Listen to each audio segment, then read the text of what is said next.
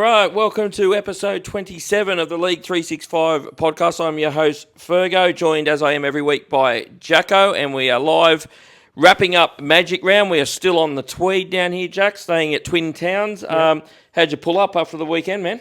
Yeah, no, good weekend. First time up here. Great event.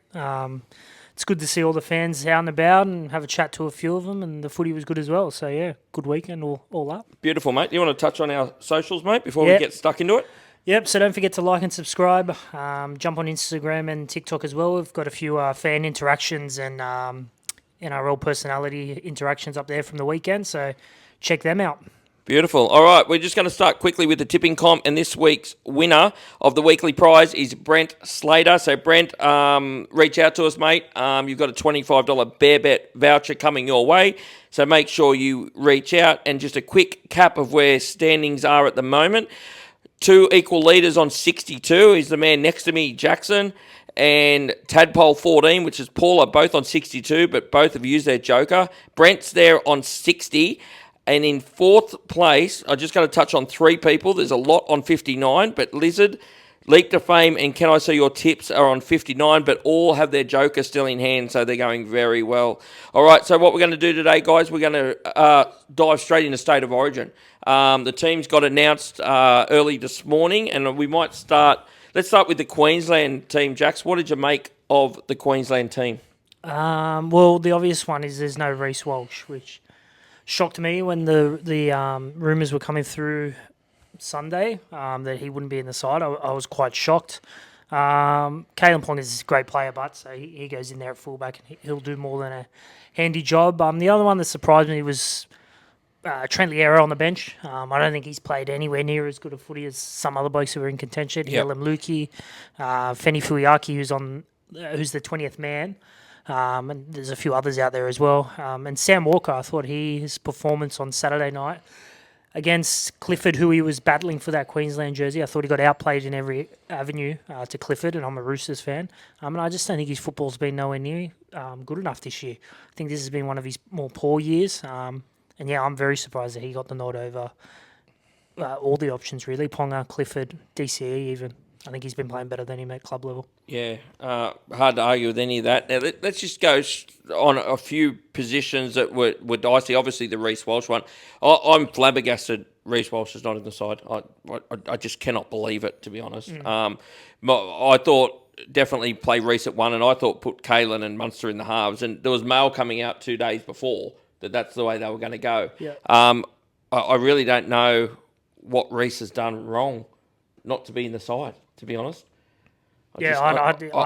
It's just, I don't know. It's got me beat. Now, the other one, Jojo Fafita, he had been mentioned a few times, but he's probably a bit of a bolter that's found a wing spot. What do you make of him?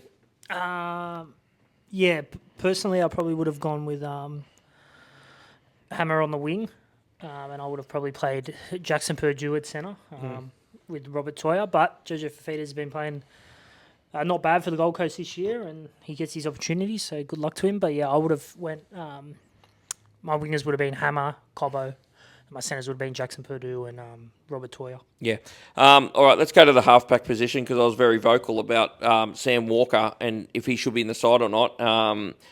Obviously, what made it clear to me is Billy obviously had his mind made up because there is no way you could watch that game the other night and pick Sam Walker over Clifford. It's just impossible. And Sam Walker, to me, if he was slightly in front, he played himself out of that jersey the other night. Thought he was horrendous the other night.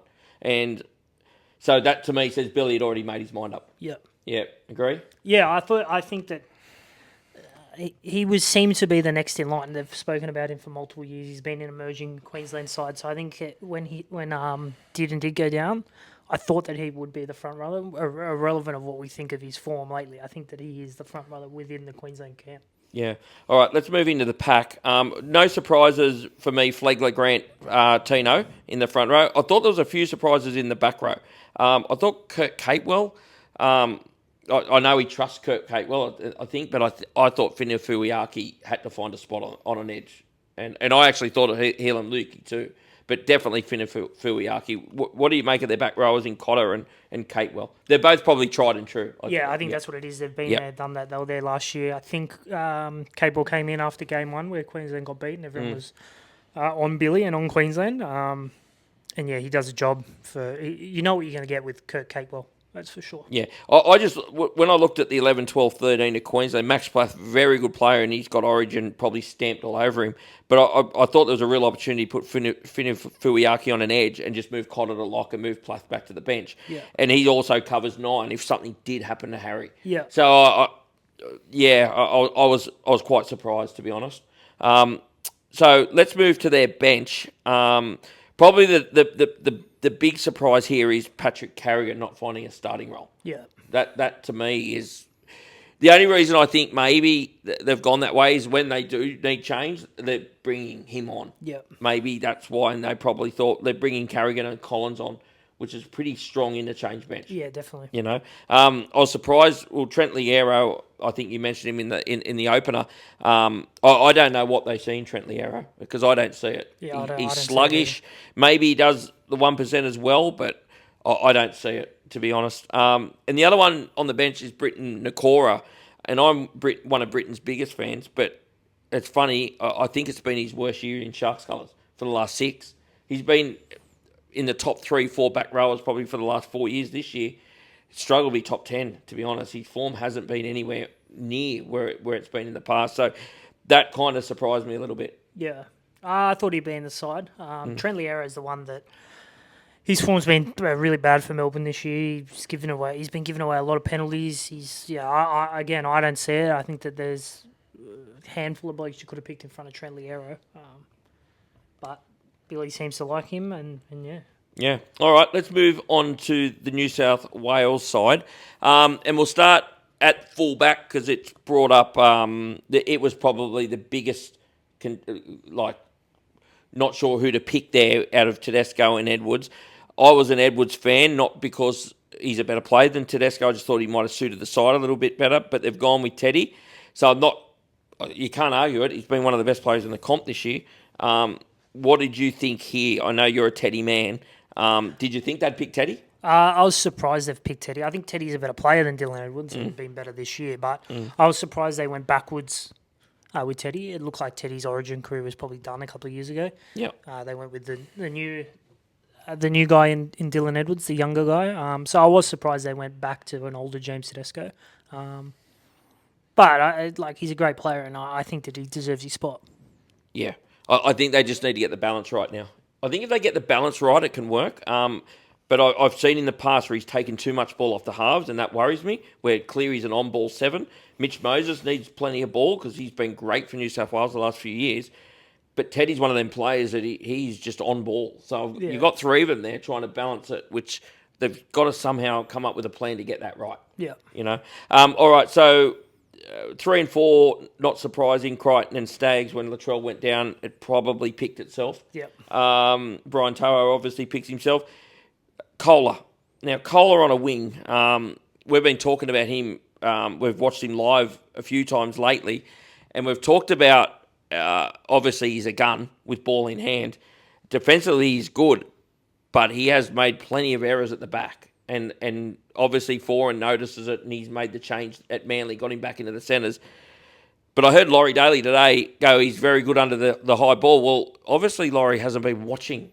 I don't know what Kohler's he's been watching. terrible under the high ball, and I think that's why he's not playing fullback. Well, yeah, but he's also made errors with the low ball, with grubbers and stuff like that. So I don't know for him to come out and say that, to me, the Casey Maguire slip-up was not good, but that was worse because that showed, well, you haven't been watching. If you want to go back and watch the Penrith game, he dropped 2 or 3 high balls and dropped one along the ground as well when he played fullback. So to me, that he embarrassed himself when he said that today. Yeah, no, I totally agree.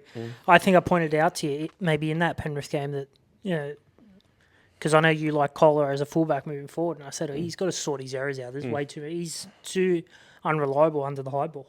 Yeah, well, I think there's more danger of him under the high ball on the wing than there is at fullback. Yeah. To be quite honest, like I I'm surprised. I just thought the obvious move, if we wanted Kohler in the side, put him in the centres and move Crichton to a wing. Yeah. Been there, done that, bigger body, good out of the back end.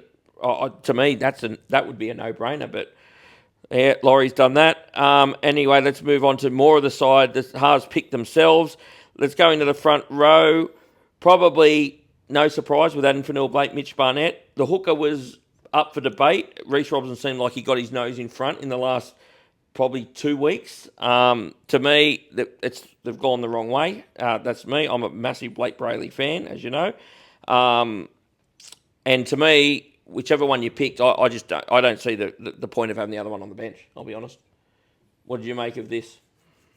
I thought Robson was going to hold his spot after probably the last handful of games, taking out the Magic Round performance, but he's been pretty good for the Roosters. I thought that he'd done enough to hold his spot, and I agree. You either play one or you play the other.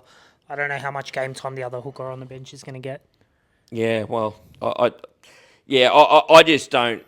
I don't work. I just can't work out how they went that way. I'll be honest. Like, you could see it coming. But to me, Reece Robson hasn't. He's worn the 9 jersey for New South Wales, and he hasn't done much. He's been okay, but he doesn't offer much out of 9. He's robust. He's tough. He's all that. His running game's actually been good the last month. He has improved, but Brayley just gives them so much out of there. Out of deception, getting their forwards on the front foot. He's the best at it at the moment, barring Harry. But I just don't see the point of having Blake on the bench. Yeah. You know? No, I agree. Like, what's the point? Well, what are they going to do if they're in front by 20? Well, what do you do if they're behind by 20? Is it fair putting him on and go do your best, Blake? Yeah. No, you're probably right. So I just don't see it. I don't see why they carry the hooker. You just have someone there that can cover 9. If like Victor Radley's there, he could cover 9 if need be. If something, but he must have a plan. That's all I can. Well, Laurie, yeah. It's Laurie. Well, I don't know. But anyway, time will tell with that one. Back row picked itself. Hudson Young, Hamoli, I think 4 weeks ago you knew that was going to be, unless something happened. There was a little bit of conjecture with Isaiah Yeo. I saw a lot of people had him in the front row. Yeah. But I always felt that Yeo was going to be 13 and they'd just bring Murray off the bench. Yep. All right, so let's go to the bench. Murray, no surprise. The big surprise here, there's probably 2, and it's Radley and it's Jacob Saifidi. Radley being the big one. He kind of come from nowhere to grab a spot. Yeah, well, he didn't play this week. He was suspended. Yep. I was surprised with both these guys, to be honest. I thought that probably, I know Keon's probably hurt. That's probably left why he's out. But I know Spencer hasn't been in good form, but I still think he offers more than Jacob Saifidi coming off the bench. I think Jackson Ford's been playing good footy as well. He could have got a spot. Yeah. Victor's surprising as well for mine. It's a small, to go Murray and Victor Radley on the bench. I think you either go one or the other, and you just take Murray over Victor. Yeah. It's going to be interesting how they get Cameron Murray into the game as well. Like, your back rowers, well, they're 80-minute back rowers, both of them. Yeah. And Isaiah Yeo plays massive minutes, so I'm tipping that when Murray comes on, they're going to push Yeo into the front row. I'm tipping that's what they're going to do. But Murray's a bloke, you need big minutes out of Murray. So, to me, he needs to be playing 50 to 60 minutes. Yeah. So, I just don't know how it's all going to work, and how do they get Victor on into the game? Another lock. I don't know. So, you basically got 3 locks. Yeah. I don't know. Which is just mind-boggling. And then you've got Jacob Saifidi. The only reason Jacob Saifidi was very good for them. And I reckon that's why they've gone back to Jacob Saifidi. A mate of mine who is a Newcastle fan also told me his form has... Look, I've watched them, but I haven't watched him probably close enough. He said he's in career best form. So take that as... I don't know. But I haven't watched enough. Yeah. But I haven't watched and thought, shit, Saifidi's going good. Where you look at some other props in the game, you actually notice them. Yeah. Like White the other night was in a beaten side, was nearly best player on the ground, But he hasn't jumped off the screen at me and thinking, geez, he's going well, Saifidi. Yeah, neither for so mine. that has surprised me. Blake Brayley's the 17. And the 2 extras are Ethan Strange and Casey McLean, not Maguire, McLean. So they probably look the 2, they're there to cover injury. Yeah, definitely. They're not getting any game time unless there's an injury. Yeah, so this is where the Blake Brayley one surprises me because, well, he's basically going to have to use him. Is he planning on Robson like playing 50-55 and then coming off, or Yeah, I don't know. interesting one. All right, early tip, Jax. Who do you like? I like New South Wales. Yeah, Yeah, New South Wales. that's it. That's Yeah, what I you got think for me. at home New South Wales I think should be too strong, but I don't mind the look of Queensland as well. And Laurie as coach worries me. Yeah, it's a huge worry, Laurie, for mine. So I it's in Sydney. I'll probably tip New South Wales. Like they're going to start favourite. What's the market? We seen the market yet? I think someone said $1.50 something today. $1.50, $2.50, something like that. It's good looking Queensland side. So, but I tip New South Wales, but not with no confidence, to be quite honest. Yeah. All right, let's move in now to the review of Magic Round. As Jack said earlier, we've thrown some stuff on Instagram. We had a chat to Matty Johns. Who else we talked to? Benny Elias. Oh, Benny, Bouncing Benny. We had a chat to Jason Nightingale. We did. He's coming out probably the next few days. Something will come out with Jason Nightingale. And we spoke to a hell of a lot of punters out there. Yeah, it's heaps. madhouse, Caxton Street, eh? Yeah, it's crazy out there. How good is it? Yeah. All right, let's get stuck into it. The first game, we actually went to the Women's Origin, but we won't touch on that because it was a bit of a bludger for mine. Yeah. But anyway, let's go straight into the first game of Magic Round. Was my mob, the Cronulla Sharks, 38 over the Bulldogs, 16. What we'll do here, we'll just touch on Cronulla first because we need to dig deep into the Bulldogs, what's going on there. All right, with Cronulla, I'll start with Cronulla as I am a Cronulla man. I thought it was their best performance of the year. I saw things in them that I saw last year in them. The Ronaldo, Mulatalo and Jesse Ramey coming back at the same time made a massive difference to them. Like just their yardage workout, they were getting out of the... Jesse Ramey made 2 or 3 20, 30-metre runs through the middle. Ronaldo was just doing it every set, scoring tries, and more importantly, the defence on that side. As soon as they went, they were jamming. They were in sync with each other, and I felt it made a massive difference, and it's the best they've looked all year for mine. Yeah, the inclusion of Ronaldo Mulatalo was huge. His carries out of the back end and just his energy to the team. And, it's very valuable to Cronulla. I agree, they were pretty good, but the side they played was very, very ordinary. Yeah, well, they were bad. It's a win that Cronulla needed. But sometimes you got to look at, like, as I said to you, I saw them beat. They bashed up on West Tigers, and I said I saw nothing, and they won by 50 that day. And I said it on here. I didn't see anything. The other day I did. I saw differences in them the other day. I thought, you know what, there was a difference in them. And Ronaldo made it. Someone wrote the other day, and I tend to agree, he might not be the best winger in the comp, but I think he's the most influential winger on a team's performance is Ronaldo. And I thought, when I thought about it, I thought, probably right. Probably right. But let's move straight onto the Dogs. Now, what do the Dogs do here? They were down 18-0 after 20 minutes or something like that, and Cronulla were just walking through them, like through the front door. And I don't know what do they do, Jax? What do they do? Because I don't know what they do now. Yeah, I don't know what they do either. They're on the ropes big time. They're a struggling football team. The moves they've made, the people they've recruited to the club, it's just not working at the moment. Nothing that they're doing is positive from what I've seen. They brought Leo Thompson over to help the middles, and he's been awful. Galvin, I don't like bagging on Galvin, but I will. He's been hopeless as I well. will. But it's not. It's the coaching staff's fault. He's again ran out the same side on Friday night. I think it's time to make some changes in some key positions and bite the bullet and admit that we got a few of these positional things wrong. Yeah. I'm sick of hearing Brent Reid say Galvin's going well. Did you see some of the passes he was throwing the other night? Yeah. If you just watched him, he was threw a couple of long passes that went along the ground. And the way he passes the football, it's actually hard to catch the way he passes it. He doesn't pass with the traditional pass. He was awful the other night. Awful. Now, Connor Tracy at the back, he's been bad for 6 weeks. So how he's holding that spot, it's beyond me. They have to do something. If it's Crichton to one, Burton to one, they've got to do something. And somehow they've got to get Galvin out of 7, in my book. But what do? Sean O'Sullivan's not the answer. Yeah. Mitch Woods has obviously got this chronic, I think it's a hamstring issue that they've brought in specialists to look at now because they can't get it right. I don't know. I said it the other week. I'd put Bailey Hayward there. And just let him try and control the side, as he did play a bit of 6 last year. I'd be putting him in at 7. I'd be putting Galvin at 6. I'd be putting Crichton to the back. And I'd have Burton, Cherry in the centres. Yeah. You know, they are missing some. But again, most sides are. So you can't keep... No.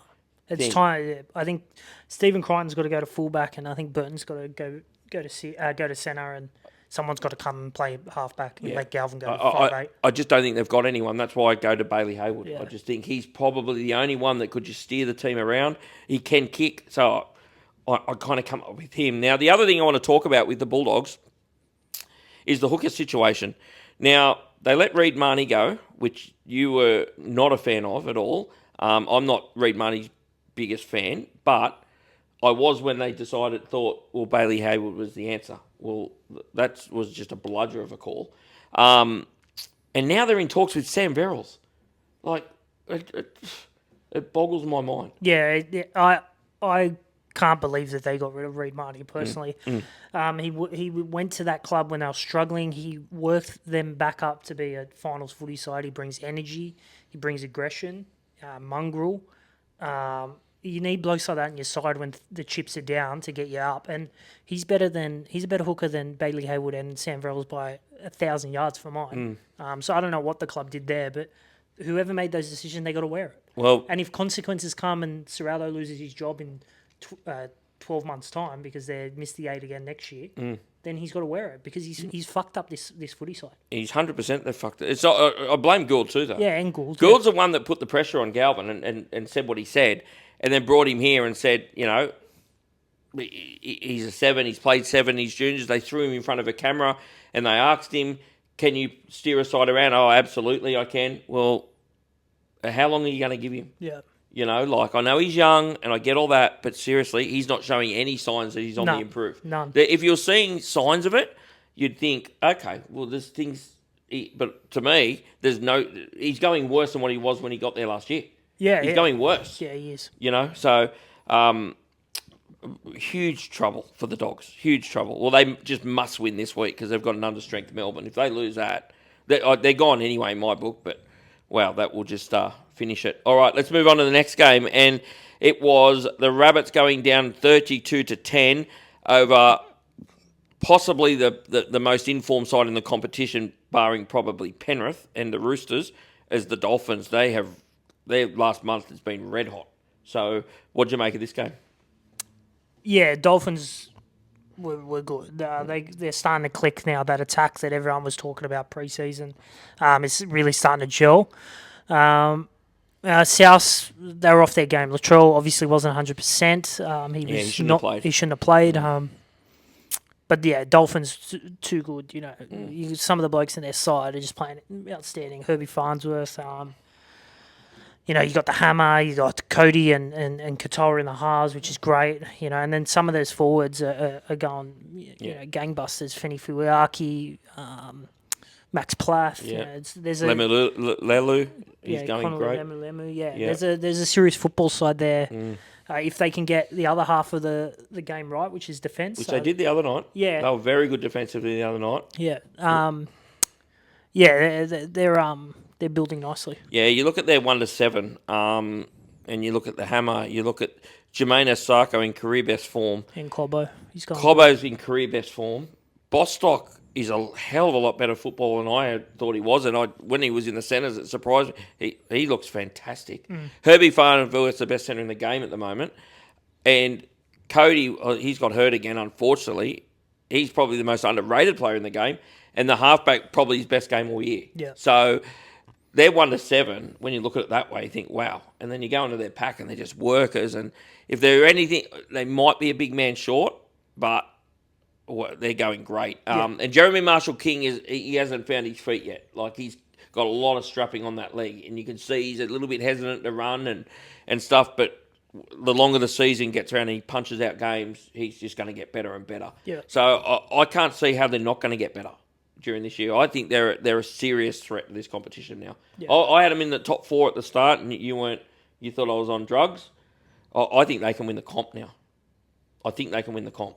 I think I think they've got the artillery to win the comp. Yeah. Because there's just no one standing out bar Penrith. And to me, they've shown enough now to threaten anyone. Yeah, I think we're going off a bit too early. They've won their last two. I still need to see it longer term games. Like, I don't trust them yet to put. Yeah, the last 4 or 5 weeks have been pretty damn good. Well, they only got 2 wins out of their last 4. Yeah, but the one they dropped was the Warriors in New Zealand. Who'd they beat last week? I'll check that for you while you're talking.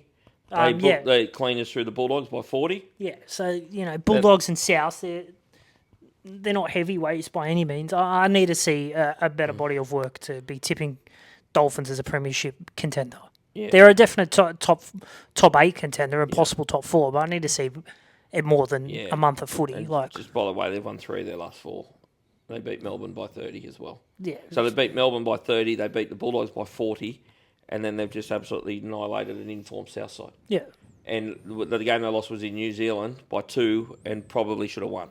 Yeah. So their last month of football is very good. Yeah. It'd be hard you can't knock it. But you only can beat what's in front of you. That's right. But I need to see it more. Like, they're still only won 5 games this year. They've got a 5-5 record. That's just average at the moment. And I'm not tipping them as premiership contenders right now. Like, I think we need to see a bit more. Yeah. Against one of the big dogs. Yeah, fair enough. All right, let's move on to the next game, which was the Tigers getting smashed by, this is a side I did forget, that's Informers, by Manly, 46-18, and this was just another Manly demolition job, another Fosball job on the West Tigers, who are in all sorts of trouble. Yeah, Tigers are on the ropes.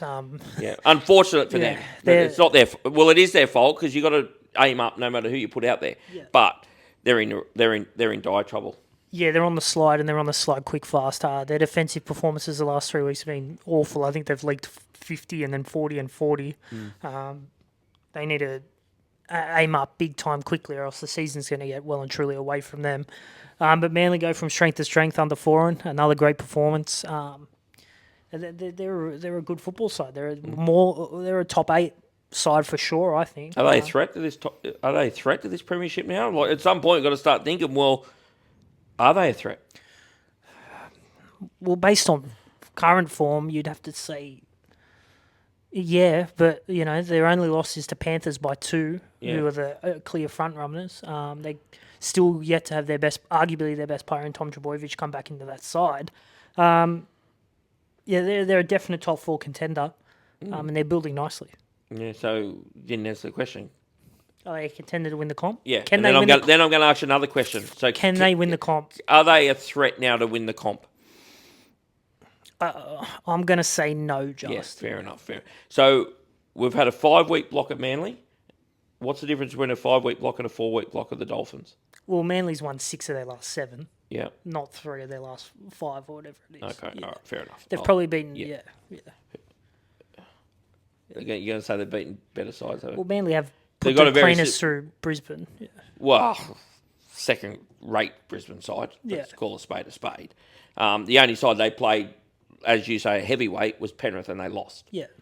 Pretty similar to what the Dolphins did. 6 out of your last 7 is better than 3 in a row and 3 from your last 5. They've only won 5 games, Dolphins. So. Yeah, fair enough. All right, let's move quickly on to the Tigers. I don't think there's much to talk about. The problem now I have with the Tigers is it's not just that they've lost the players they've lost, it's now they've lost their confidence. And I think they were high on confidence, and it was helping. And now they've lost that confidence, so I worry about that. Yeah, I've got worries. I've got grave concerns for West Tigers. Yeah, they get Appy back this week, which helps massively, but they're still missing a hell of a lot. So I'd still be getting Latu Fanu to 7. I think he needs a shot at the 7 jersey. Like, they played him at 9 the other day. Don't do that to the kid. Yeah. Give him the 7. Let him run the team. But anyway, they want to stick with Jock Madden, but to me, Latu Fanu should be the 7. Anyway, let's move on to the next game, and it was probably the upset of the weekend, I would say, was the Roosters going down to an under-strength North Queensland Cowboys team, 18-12. Roosters did have a few out as well, but Cowboys undoubtedly had their best 2 out, and this probably shocked 98% of people that was at Magic Round with this result, and probably the way the game went as well. What did you make of your mob here? Cowboys were well and truly on. Yep. Yeah. Look who's just walked in the room. Fucking Up here on Mind Our Own Business, and the former Manly great. the former Manly great is about to join the boys, and it's Mr. Josh Schuster. How are you, Joshy? How you going, brother? How are you, Josh, man? We're just going to cut from where we were. We might have a quick little chat to Josh. How was Magic Round, Josh? You enjoyed it up here? Man, it was brilliant, man. I met these few people. Oh, it's Adam Ritson walked in the room now, boys. Now Josh is gone. We've lost the boys. They've lost the boys. Sorry about the interruption, but it was Josh Schuster and Adam Ritson have walked in the room. All right, let's go. How do we recover from this? Anyway, let's recover. Let's go back to what you thought of the Roosters. We'll see if we can get Josh back on in a minute. The Roosters, what did you make of them? Yeah, they weren't good. They were terrible. Roosters, Cowboys were on high completions, and Roosters were off their game. A lot of errors. They lost Daniel Tupou early in the game, which didn't help. But yeah, they weren't good. Too many errors. Yeah, classic Roosters performance when they don't turn up. Moving on to the Cowboys. With the Cowboys, they were outstanding. I thought they got everything right. I thought they completed high, played plenty of football, and yeah, I thought Drinkwater was great. Clifford, superb. Clifford. But yeah, I actually thought they were pretty dominant. I thought 18-12 actually Roosters flattered the Roosters. They played 20 minutes with one less man as well, 2 sin bins. And yeah, Roosters couldn't capitalise. They struggled to attack all night. And Cowboys were brilliant. Clifford's kicking game was outstanding. Yeah, great performance by them. Yep. All right. Let's probably don't need to move. They're going really well though, aren't they? The Cowboys. Yeah, they're tracking along nicely. All right. Let's move on to the next game, and it was the Melbourne Storm 34 over the Parramatta Eels 8. And this game probably went the way we thought it'd go. Jux, what did you make of this? Yeah, Melbourne get another win, much needed.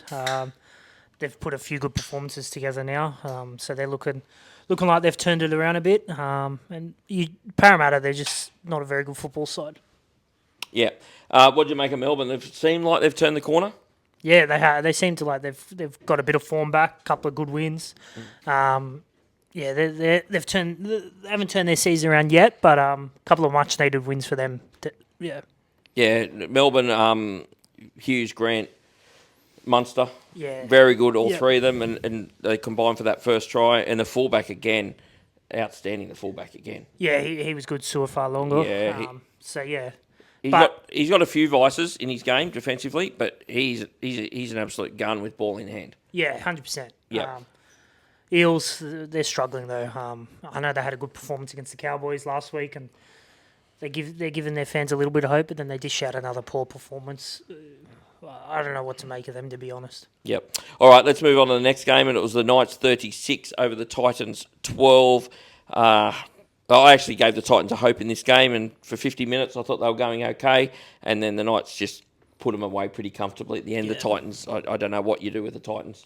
Yeah, they're another side. I don't know where they go from here. They're struggling again. And Newcastle just too good for them. I think Dom Young got a hat-trick on that right edge. They were carving them apart. KP was back. He was good. Fletcher Sharp was good. But the Gold Coast, they're awful, really, aren't they? They just... Every year you think they're going to go a little bit better, and they just dish out the same poor performances. I just don't get it. You just look at their side, and I've said it before, I just don't understand. It's just like you put that jersey on and you're just no good. Yeah. It's unbelievable. What about the Knights? What do you make of them? Yeah, they were good. They're tracking well nicely as well. They did it without Bradman Best. They did it comfortably, really. I never thought they were in much trouble. So, yeah, good win for Newcastle. Yeah. Yeah, and Fletcher Sharp going from strength to strength. Probably a bit stiff not to... I think it probably come down to him and Ethan Strange for that bench spot for New South Wales. I had him in my extended bench. He's a great football player, and he could probably feature in Origin 2 or 3, depending on what happens, on a bench. Yeah, he looks like he's nearly fully recovered from that PCL, from them first few weeks back. You can see he was still limping and hobbling, but when he scored that try, his speed was right back. It was a bit like Reece Walsh. Last year, Reece Walsh had his PCL injury, and it took him a while, and Fletcher Sharp looks like he's just on the back end of that now. So they're going along nicely. Yeah, they are. Their wheels are rolling nicely, the Knights. All right, let's move on to the next game, and it was probably the biggest game of Magic Round, and it ended up as a flogging. It was the Warriors 42 over the Broncos 12, and this probably went the way most people thought. Yeah, I thought the Warriors were specials in this game, to be honest with you. Brisbane still a lot of injuries. They're struggling with form and confidence. And the Warriors are a really good football side. Their forwards, I say it every week, like you're going to take one hell of a forward pack to stop some of these animals that are in that Warriors pack and they come off the bench. They're just machines that just run over the top of you. They lose Tanner Boyd to the ACL, which is a shame, but Chanel Harris-Tavita and Tamari Martin, they did a job, and I think they've found the makeup of their side nicely, especially their back line with Tain Tuapiki, Lofi Khan Pereira on the wing. They're a serious football side, I think. Yeah. Okay. So the big thing that came out of this was Tanner Boyd's ACL injury. Did it get confirmed today? I haven't seen. It's going to be. It's going to be an ACL. Yeah. What do they do here? You don't obviously know how the relationship with Metcalf is now with the club. So it's either Metcalf or it's Tamare Martin. So it's I think Metcalf. I'd bring Metcalf back in and play him at 7 with Chanel Harris-Tavita. Yeah, I just don't think they will. I'll be honest. I think Tamare Martin. I think they'll go with Tamare Martin. I think they're off Metcalf. Yeah. And there's probably questions on where Metcalf mentally is at the moment as well. So, but yeah, we'll just wait and see with that one. What about Brisbane? Is it just a case of just too many injuries? Yeah, I think too many injuries at the moment. They're down on confidence and form. Yep. They need to get a few of these guys back and make especially Haas. I think he's one they're missing big time.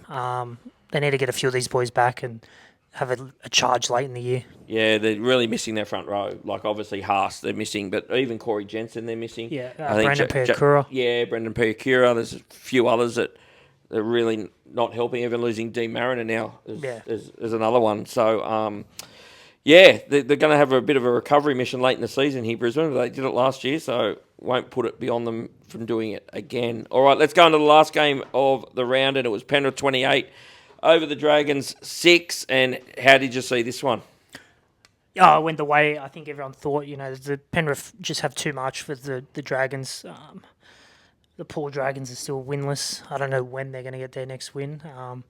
And, you know, Penrith, even at 50%, had enough to beat the Red V. Yeah, probably the rain helped it not to get probably bigger, I'd imagine. With the Dragons, I don't know if they're going to win a game. Oh, yeah, they're going to struggle. I don't know if they're going to win a game. Like, you think that they get one eventually? Yeah, well, yeah, I don't know. The way they're playing. I thought they actually tried pretty hard last night. I thought they put in. But just the lack of class. Yeah. Just so there for everyone to see. And Penrith just the juggernaut. They've lost one game this year. Is that right? Yeah, only one. Yep. Yeah, probably dropped one through Origin, I'd imagine. But they're clearly the side to beat. Yeah, definitely. They're clearly the side to beat as well for mine. Yeah. I think they'll drop maybe 1 or 2 during this Origin period, but I can't see them losing too many more than 3 games this year. Yeah, all right, guys. We're going to wrap the show up. We're not going to do a preview of next week just because it's Origin time and the sides aren't out, so there's just a lack of... We'll be guessing, so we thought we won't do any kind of preview this week. Just touch on the socials, Jax, before we close up. So just don't forget to like and subscribe, and if you want to check out those fan interactions and player interactions, jump on Instagram, League365, or TikTok as well. All right, so this is the boys signing out from beautiful Tweed Heads. We love Magic Round. We'll be back next week for episode 28. We'll catch you then. See you guys.